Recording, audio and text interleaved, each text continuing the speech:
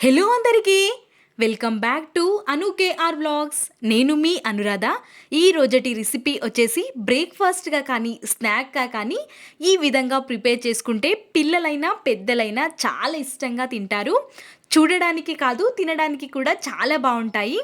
ముందుగా ప్రాసెస్లోకి వెళ్ళిపోదాం. ఒక మిక్సింగ్ బౌల్ని తీసుకొని అందులోకి ఉడికించుకున్న పెద్ద సైజ్ ఆలులని రెండుటిని తీసుకోవాలి.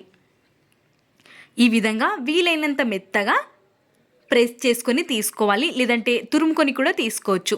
ఒక 3 పచ్చిమిర్చి తరుగు, ఒక చిన్న సైజ్ ఆనియన్ తరుగు, కొత్తిమీర, 1/2 టేబుల్ స్పూన్ వరకు పసుపు, 1 టేబుల్ స్పూన్ వరకు నువ్వులు, 1/2 టేబుల్ స్పూన్ వరకు జీలకర్రని కూడా యాడ్ చేసేసుకొని రుచికి సరిపడా సాల్ట్, 1/2 టేబుల్ స్పూన్ వరకు అల్లం వెల్లుల్లి పేస్ట్, ఒక చిన్న కప్పుతో 1 కప్పు వరకు గోధుమ పిండిని కూడా యాడ్ చేసుకోవాలి.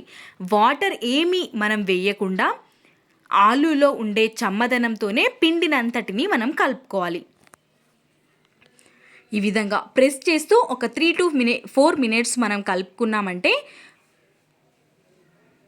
ఆలులో ఉండే చెమ్మతో ఈ విధంగా పిండి అనేది ఒక ముద్దలాగా రెడీ అయిపోతుంది. ఈ విధంగా పిండిని కలిపేసుకొని కొద్దిసేపు పక్కన ఉంచుకుందాం. ఆలోపు మనం ఒక చిన్న గిన్నెని పెట్టేసుకొని ఆ గిన్నెలోకి 1.5 టేబుల్ స్పూన్ వరకు మైదా పిండి, 1 స్పూన్ వరకు కార్న్ఫ్లోర్ని యాడ్ చేసుకోవాలి. కార్న్ఫ్లోర్ని యాడ్ చేయడం వల్ల మనకి పైన లేయర్ అనేది కొంచెం క్రిస్పీగా ఉంటుంది. ఇప్పుడు ఇందులోకి ఒక 1/2 టేబుల్ స్పూన్ వరకు వాముని యాడ్ చేసుకోవాలి. ఒక చిటికెడు మాత్రమే ఉప్పుని కూడా తీసేసుకొని కొద్దిగా వాటర్ని యాడ్ చేసుకుంటూ నేను ఇక్కడ వీడియో క్లిప్లో చూపించిన విధంగా కలుపుకోవాలి. పిండిని కొంచెం లూజ్గానే ఉంచుకోవాలి.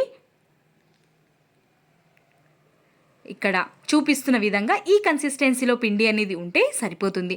ఇప్పుడు ఈ పిండిని పక్కన ఉంచేసుకొని మనం ముందుగా కలిపి పెట్టుకున్న ఈ ఆలు చపాతీ పిండి లాగా ఉంది కదా, ఈ పిండి ముద్దని హాఫ్ తీసేసుకొని 2 భాగాలుగా విడగొట్టుకొని తీసుకోవాలి.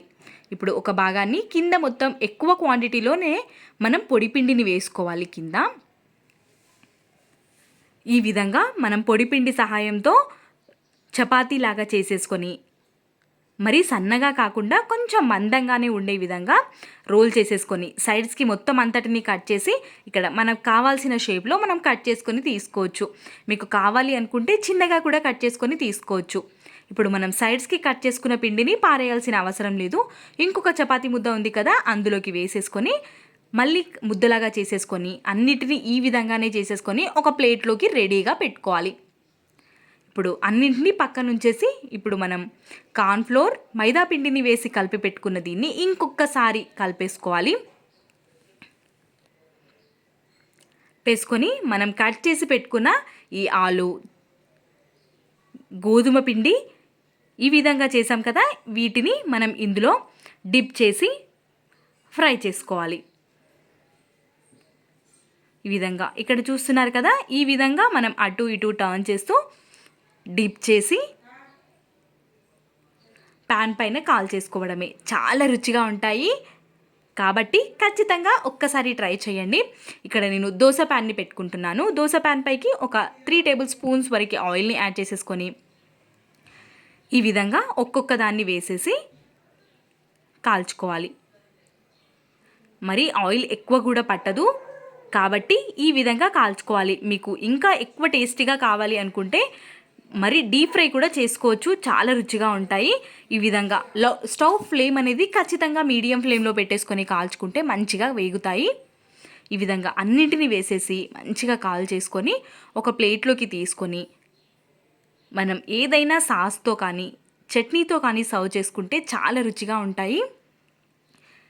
ఇలాంటి మరెన్నో రెసిపీస్ అను కేఆర్ వ్లాగ్స్ ఛానల్లో ఉన్నాయి కాబట్టి ఒక్కసారి విజిట్ చేయండి అను కేఆర్ వ్లాగ్స్ని.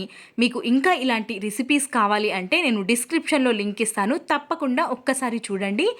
మీకు కూడా ఖచ్చితంగా నచ్చుతాయి. నచ్చితే లైక్, షేర్, సబ్స్క్రైబ్ చేసుకోవడం అస్సలు మర్చిపోవద్దు. ఇలాంటి మరెన్నో వీడియోస్తో ప్రతిరోజు మీ ముందుకి వస్తూనే ఉంటాను. Thanks for watching. Bye bye.